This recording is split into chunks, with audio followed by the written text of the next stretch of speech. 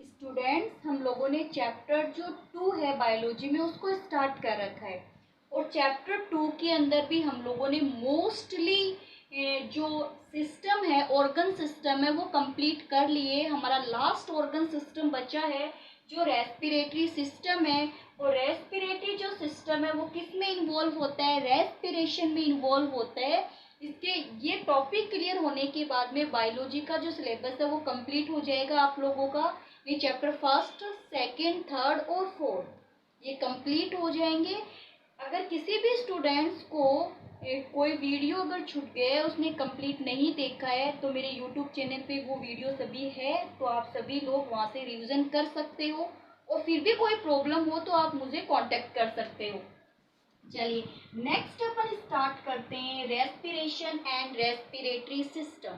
तो देखिए फर्स्ट तो पॉइंट यहाँ आ जाइए आप, उसकी बात तो अपन बाद में करेंगे, है ना। फर्स्ट हमारा क्या है कि रेस्पिरेशन क्या है, व्हाट इज रेस्पिरेशन। तो क्या intake of oxygen, outtake of carbon dioxide, it is the respiration. यही है क्या? इतना ही है क्या? यानी रेस्पिरेशन की इनटेक या inhale of oxygen, exhale of carbon dioxide is known as the respiration. No, it is known as the breathing. ये ब्रीथिंग है। क्या होती है बेटा? ये ब्रीथिंग होती है। इनहेल किया, एक्सहेल करके वापस निकाल दिया, इसको अपन ब्रीथिंग बोलते हैं। तो inhale oxygen, exhale carbon dioxide is known as the breathing. अब बात आती है तो फिर रेस्पिरेशन क्या होता है। तो आप देखिए रेस्पिरेशन क्या होता है, आराम से इजीली से देखना। आपने देखिए डाइजेशन की स्टडी कर लिया ना आपने। डाइजेशन से जैसे अपने की स्मॉलेस्ट की बात करें तो हमारे पास में ग्लूकोज है। क्या है हमारे पास में? ग्लूकोज, C6H12O6, ये ग्लूकोज है। ये ग्लूकोज ब्लड के थ्रू सभी सेल्स और टिश्यू में चला गया। किया था ना कि जो स्मॉल इंटेस्टाइन होती है वो डाइजेस्टेड जो ब्लड फूड होता है उसको अब्जॉर्ब कर लेती है, ब्लड को दे देती है और ब्लड उसे अदर सेल्स या ऑर्गन तक लेके चला जाता है to carry the other cells and the organs. Plus breathe कर रहे हो, इनहेल कर रहे हो ना, इनहेल कर रहे हो तो क्या मिलेगी? ऑक्सीजन मिलेगी। तो ऑक्सीजन जो होगी ये हमारे लंग्स वाले पार्ट एल्वोलाई के पास में जाएगी, जिसके आगे अपन स्टडी करेंगे। और फिर वहां से ब्लड जो होगा उस ऑक्सीजन को भी डिफरेंट सेल्स या ऑर्गन के पास में लेके चला गया। इतनी बात आ गई क्या समझ में?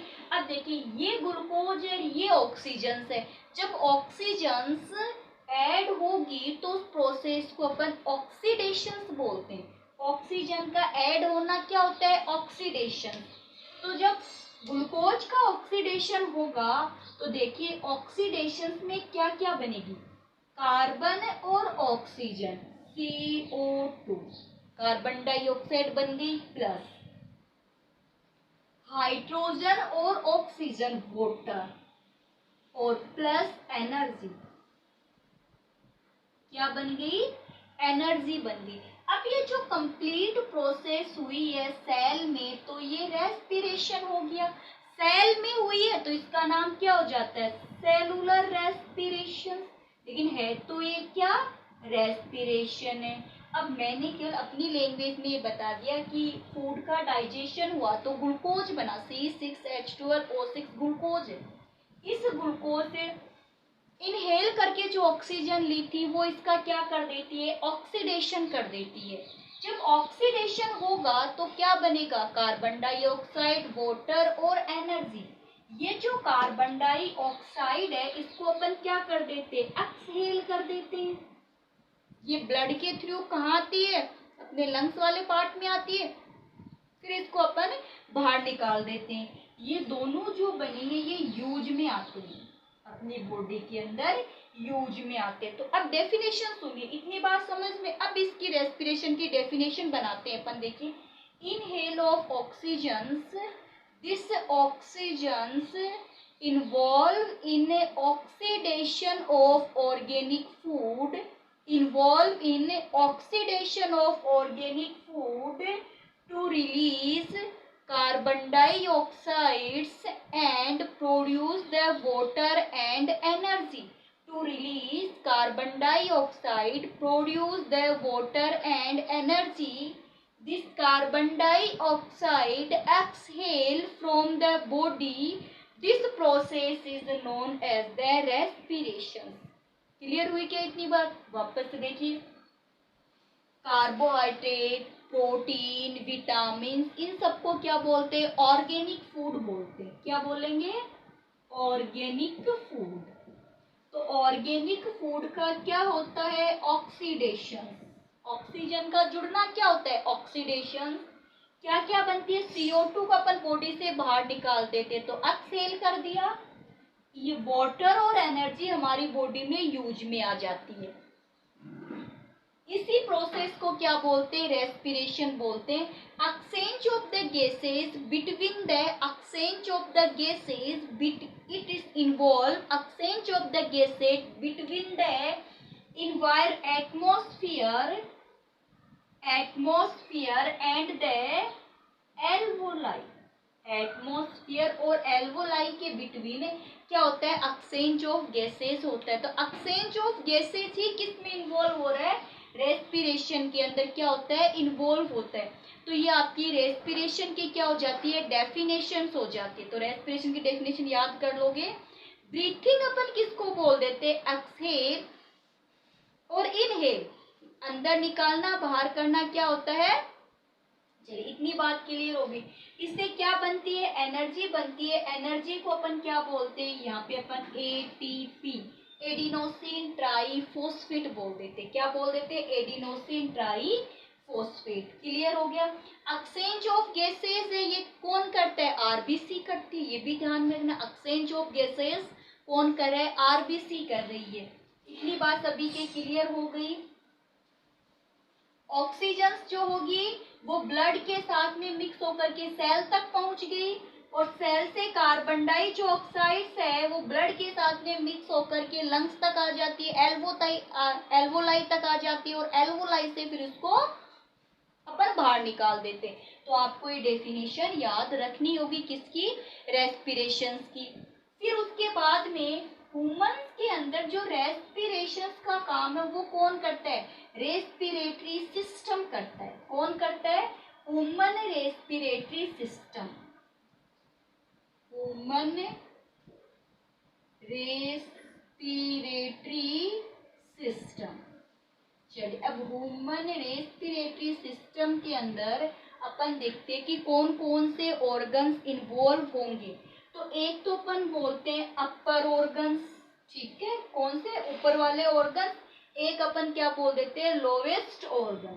तो अपर ऑर्गन कौन कौन से? नोस्ट्रिल, ठीक है, जिसको अपन इसी में नेजल कैविटी आ जाता है, और दोनों मिलकर के क्या होते हैं? नोज। एक फिर उसके बाद में इसी के अंदर अपन माउथ की भी थोड़ी स्टडी करें। कई बार थक जाते हैं तो माउथ से सांस लेते हैं ना अपन। फिर इसके बाद में अपन इसमें देखेंगे फेरिंग्स की बात करेंगे, ठीक है। फिर फेरिंग्स के बाद में देखिए अपन करेंगे लैरिंग्स, जिसको वोकल कॉर्ड बोलते हैं। क्या बोलते हैं? Vocal cord. ये सभी के सभी तो अपन करेंगे अपर रेस्पिरेटरी ऑर्गन। किसमें करेंगे? अपर रेस्पिरेटरी ऑर्गन में। अब देखिए लोअर रेस्पिरेटरी ऑर्गन में एक तो करेंगे ट्रेकिया, ब्रोंकाई, फिर ब्रोंकियोलस, ठीक है, एल्वोलाई। एल्वोलाई को क्या बोलते हैं? एयर सेक भी बोलते हैं। लंग्स, जो लंग्स होगा वो प्राइमरी रेस्पिरेटरी ऑर्गन है, ठीक है। Main respiratory organ. तो मेन रेस्पिरेटरी ऑर्गन क्या होता है? लंग्स। मेन रेस्पिरेटरी ऑर्गन्स क्या होते हैं? लंग्स होते हैं। इसमें अपन रेस्पिरेटरी मसल्स की भी स्टडी करेंगे। यानी कि थर्ड नंबर पे, फर्स्ट नंबर, सेकेंड नंबर और थर्ड नंबर पे रेस्पिरेटरी मसल्स। तो रेस्पिरेटरी मसल्स में एक तो स्टडी करेंगे डायफ्राम की, एक करेंगे रिब्स की। तो इन सब की स्टेप बाय स्टेप स्टडी करेंगे, घबराने वाली कोई बात नहीं है। पहले अपर वाले पार्ट इनकी स्टडी करेंगे, फिर लोअर वाले पार्ट की स्टडी करेंगे, उसके बाद में मैकेनिज्म देखेंगे। ये अपना नेक्स्ट क्लास के अंदर करेंगे। चलिए, तो जो स्टूडेंट्स प्रेजेंट है वो अपनी प्रेजेंट कमेंट बॉक्स में नोट कर दे, ताकि मुझे पता चल जाए ये स्टूडेंट प्रेजेंट है।